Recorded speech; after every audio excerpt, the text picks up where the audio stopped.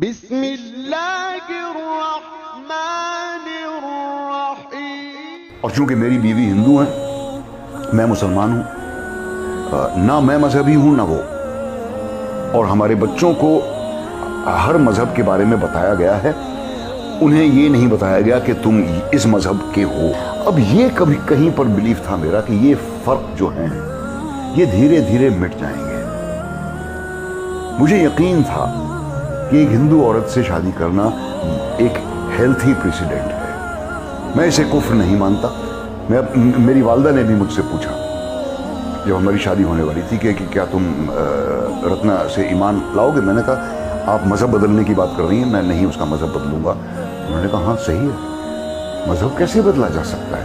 اب میری امی جو بنا پڑھی لکھی تھی، ایک بہت ہی آرتھوڈاکس قسم کے گھر میں ان کی تربیت ہوئی تھی، 5 وقت کی نمازی تھیں، زندگی بھر انہوں نے پورے روزے رکھے، حج بھی کیا، سب کچھ، لیکن انہوں نے تک یہ کہا کہ جو باتیں تمہیں بچپن میں سکھائی گئی انہیں بدل کیسے سکتے؟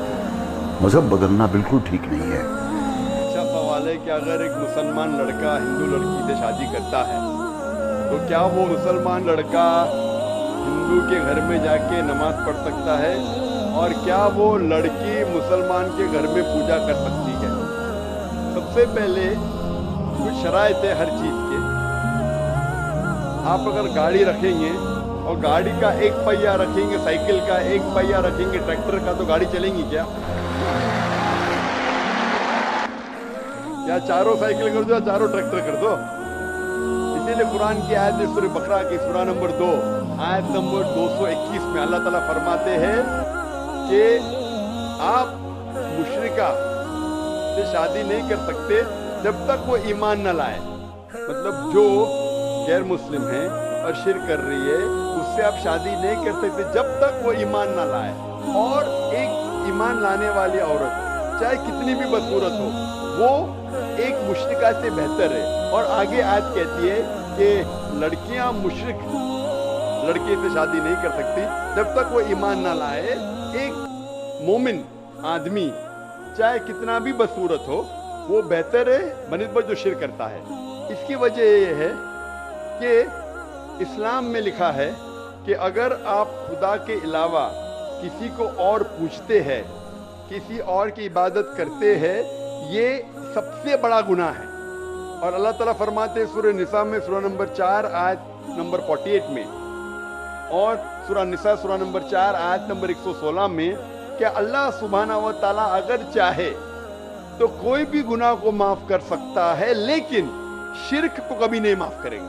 اگر ایک انسان مشرک جیسا مر گیا تو اللہ تعالیٰ کبھی بھی اسے معاف نہیں کر سکتا۔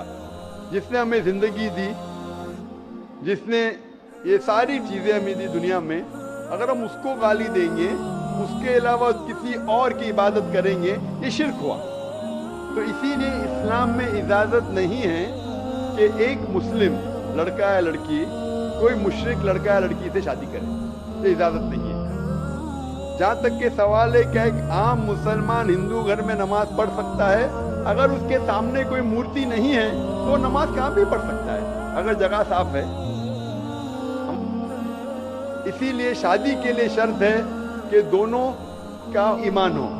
اور اگر آپ ہندو مذہب پڑھیں گے تو ہندو مذہبی کتاب میں بھی یہی لکھا ہے جو میں نے پہلے پیش کیا، پہلا جو سوال تھا بھائی صاحب کا، اور میں نے کہا کہ ہندو مذہب میں بھی یہی لکھا ہے، نہ تس پتیماستی، اس ایشور، اس بھگوان، اس خدا کا نہیں، کوئی مورتی نہیں، کوئی فوٹوگراف نہیں، کوئی پینٹنگ نہیں، کوئی پورٹریٹ نہیں، کوئی آئیڈل نہیں، کوئی اسٹیچو نہیں۔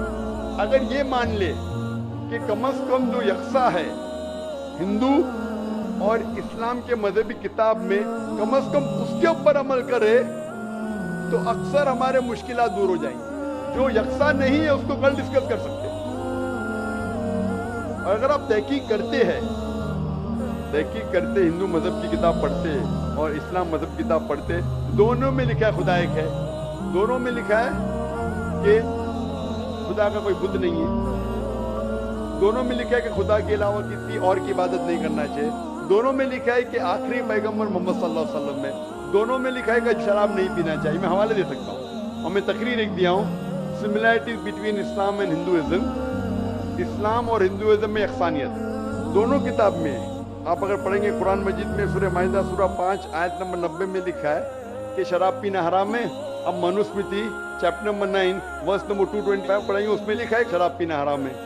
قرآن میں لکھے سورہ مائدہ سورہ نمبر 5 آیت نمبر 3, سورہ بقرہ سورہ نمبر 2 آیت نمبر 173, سورہ انعام سورہ نمبر 6 آیت نمبر 145 اور سورہ نحل چیپٹر 16 ورس 115 میں حرمت علیکم المیتۃ والدم ولحم الخنزیر وما اہل لغیر اللہ بہ. کیا آپ کے لیے حرام ہے مرا ہوا گوشت, خون, سور کا گوشت اور وہ کھانا جس کے اوپر اللہ کے علاوہ کسی اور کا نام لیا گیا ہے. آپ اگر ہندو مذہبی کتاب پڑھیں گے اس میں بھی لکھا ہے کیا سور کا گوشت کھانا حرام ہے. اگر آپ تحقیق کریں گے کافی یکسانیت ہے. اسلام مذہبی کتاب میں لکھا ہے قرآن میں سورہ نور میں سورہ نمبر 24 آیت نمبر 30 اور 31 کے اندر حجاب کے بارے میں عورت کو الحمدللہ حجاب میں ہونا چاہیے, سر سے ڈھکا ہونا چاہیے اس کا جسم.